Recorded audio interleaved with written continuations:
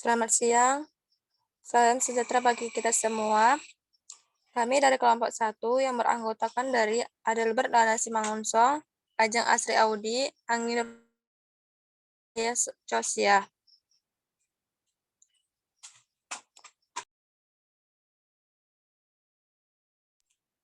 Di sini kami akan menjelaskan tentang polimerisasi, oksidasi, ozonolisis, dan hidroborasi.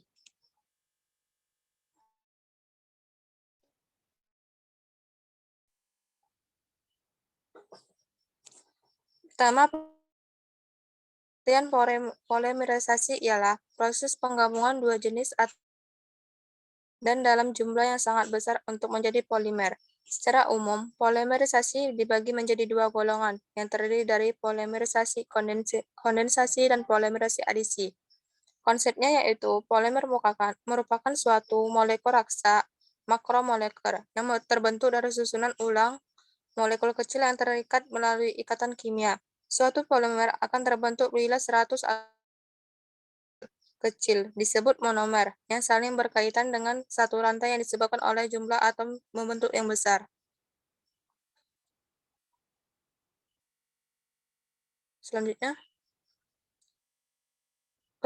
klasifikasinya yaitu klasifikasikan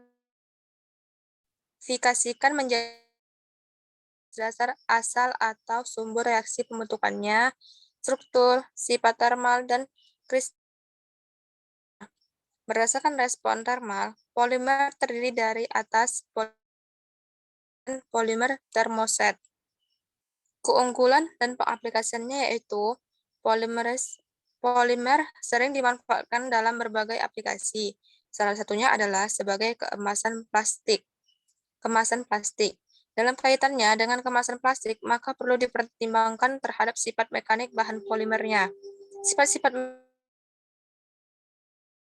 aku viskoelastisitasnya. Contohnya adalah mudah terjadi pemeleran atau krep dan relaksasi, serta pada pengujian oleh laju pengujian tarik.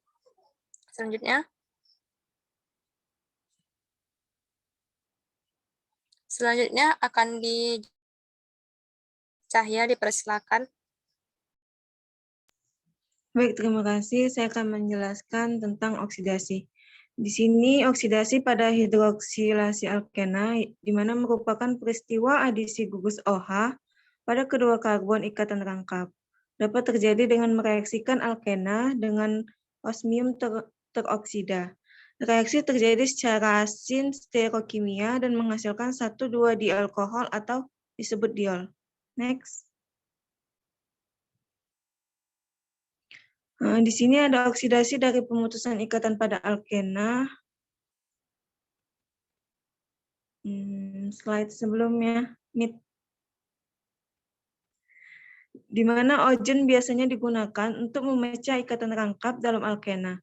Ojen dapat mengadisi dengan cepat pada alkena membentuk intermediate molozonid yang dengan cepat pula mengalami penataan ulang membentuk azonida. Saya kembalikan ke moderator.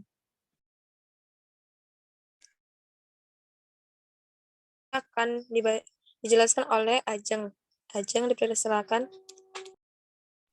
Terima kasih sebelumnya. Next slide.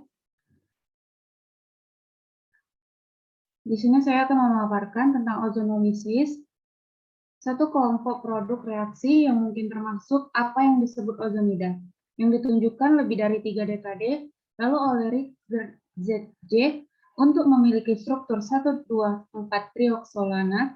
Ini adalah peroksida siklik. Sejumlah besar di antaranya sekarang dikenal sebagai cairan yang dapat disuling atau senyawa kristal. Sifat eksotis dari pembelaan ozon atau ozonolisis sekaligus terlihat ketika seseorang mempertimbangkan pembentukan ozonida ini. Tidak hanya ikatan rangkap pada alkena dibelah tetapi juga molekul ozon itu sendiri. Keduanya menghasilkan fragma yang membentuk jembatan ether dan peroksida jembatan, masing-masing antara dua atom C alkena.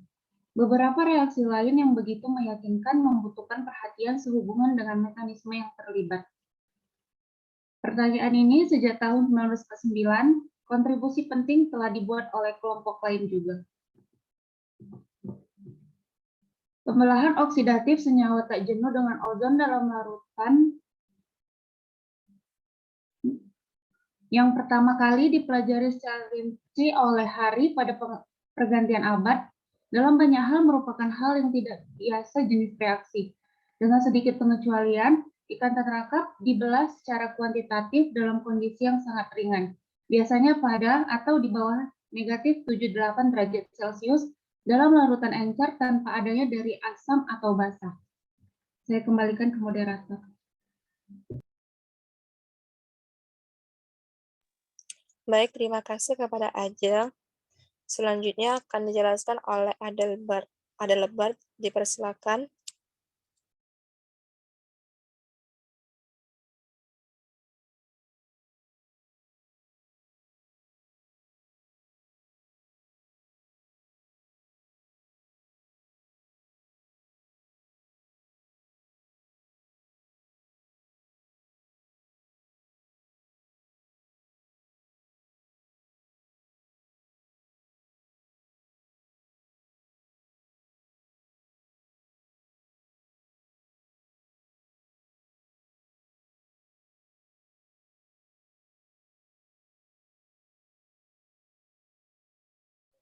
Baik, selanjutnya adalah reaksi hidroborasi.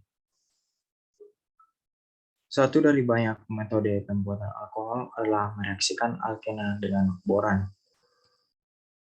Reaksinya dinamakan hidroborasi yang melibatkan adisi ikatan boron dan hidrogen dari boran pada alkena dan membentuk intermediate organoboran.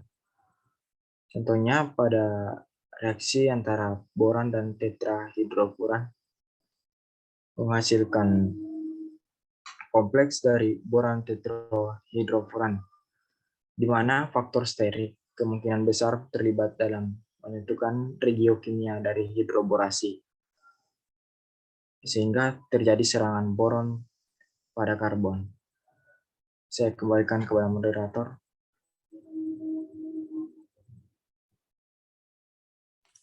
Baik, terima kasih kepada Adelbert. Baik, penjelasan kami tentang 4 judul materi tersebut.